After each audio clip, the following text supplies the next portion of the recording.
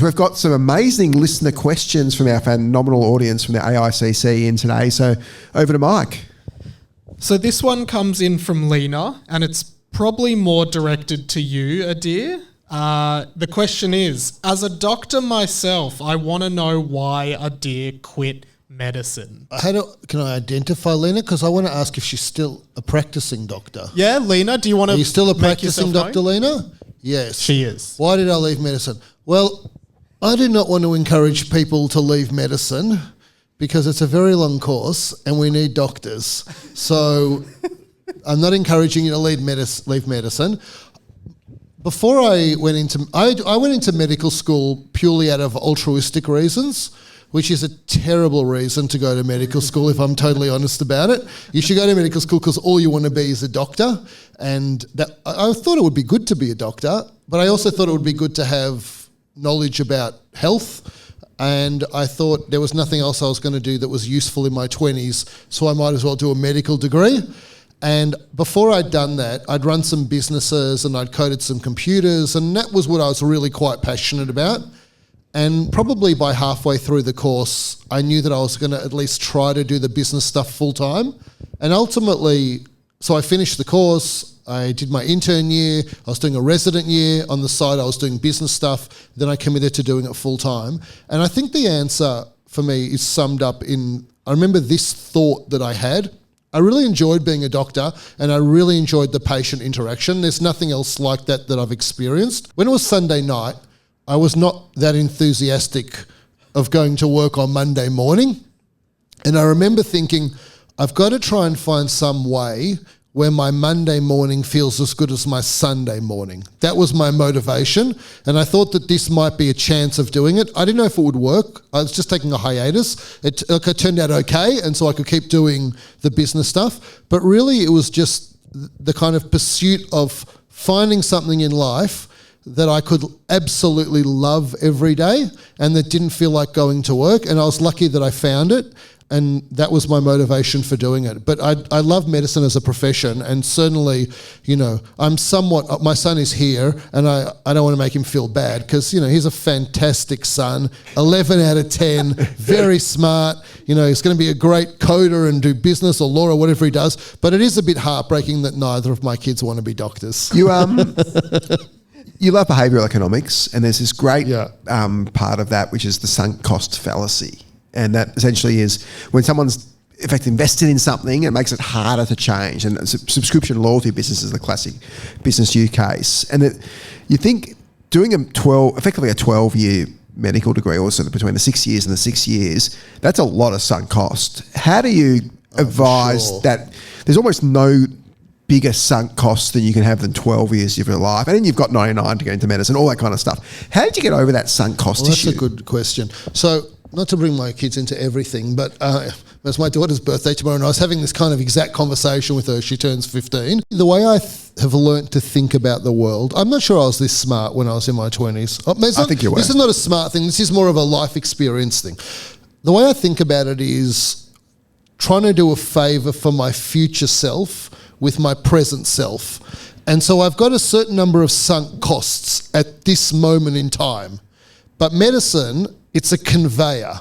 And if you stay on it, it's very hard to get off. Actually, the further you go, the harder it is to get off. And so what I knew is if I stay on it for another 3 years, the 3-year future self is going to be in a much worse and much more difficult position than the present self at that moment. And so if I was going to do this, I could not leave this to the future self to have to make that decision.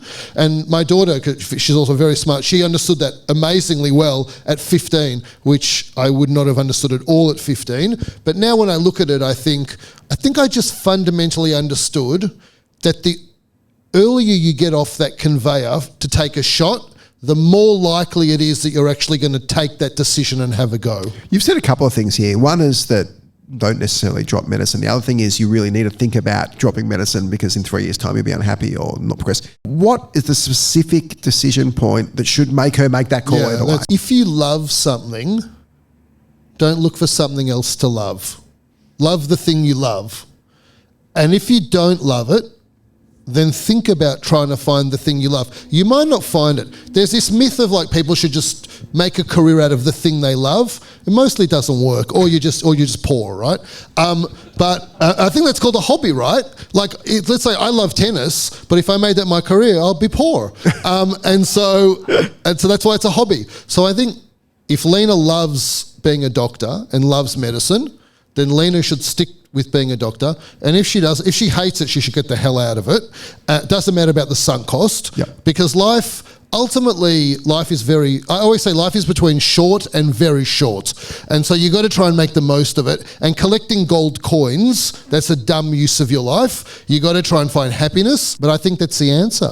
Scott Galloway has this saying is there's 3 big decisions you make in life. What you do, who you do it with, as in who your partner is, and where you do it, so where you live. I think that's I'm not sure if the first or the second is more important. Probably the second is more important, but they're the 3 big calls you make, and get them right. Well, you should ask him the questions next time, because his answers are better. I've asked to come on the show. I'm still working on it. All right. Well, I look forward to that. Next question, Mike. Okay, this one comes in from Benji.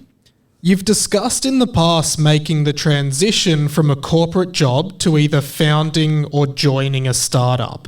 Would you say this career change makes sense for everyone? And what are some things to consider before making the jump? I love that question because both me and Adir essentially did something. He went from medical, I went from a big law firm, so effectively a big corporate. As someone who effectively runs a scale up now, I love employing people who have started their business. So for me, in most cases, on a risk-adjusted basis, I think it's and if you're asking the question, you're probably that way inclined. But in my view, you learn so much more at a smaller business. And I worked at a firm called Freehills, now Herbert Smith Freehills, one of the biggest law firms in the country. I think it could be the biggest. And the bigger the law firm, and when you go through law school, you want to work for those big law firms. It's the most esteemed, and they pick the people with the highest marks. But in reality, the people who work at the smaller firms learn way more. They're thrown into the deep end. They're doing cases. They're learning way. And a classic example is ABL, which is actually a super prestigious but smaller firm. And David Schaefer, who runs Kogan, who's similar vintage to me, was doing way more good stuff than I was, because ABL just does that. So I think to an extent, startup similar. You learn so much more by being thrown in the deep end of a startup. And if the worst case that goes wrong, this could be your own startup or someone else's startup, by the way.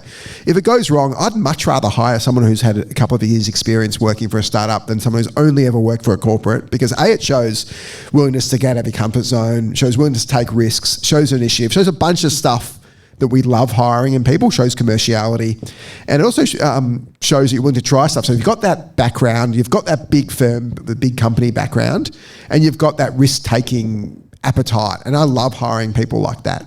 Adir? I agree. Well, the only thing that's right for everyone is being happy. I mean, it's a bit of a theme, right? Nothing else is right for everyone, and that definitely is right for everyone. And so I tell people, I don't know what you call it, mentoring or whatever, but a lot of people in their 20s and early 30s, and I say to them, in my view, your 20s and probably your 30s are for learning, and your 40s onwards are for earning. That's how I think about things. I wish someone would have said that to me, because I was in such a hurry in my 20s. To when I left medicine, all I cared about?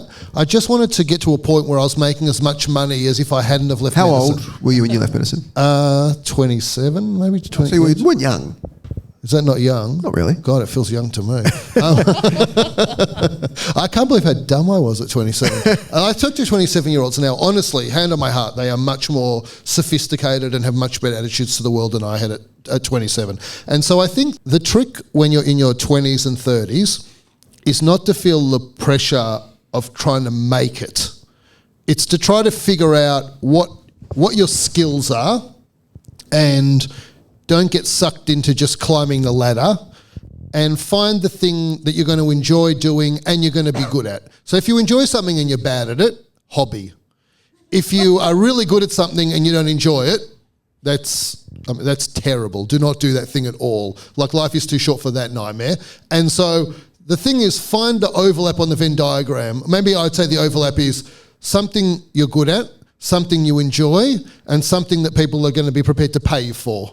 And that the middle of that is how to live a happy life, I think. And so I think that's what you should be doing in your 20s and 30s.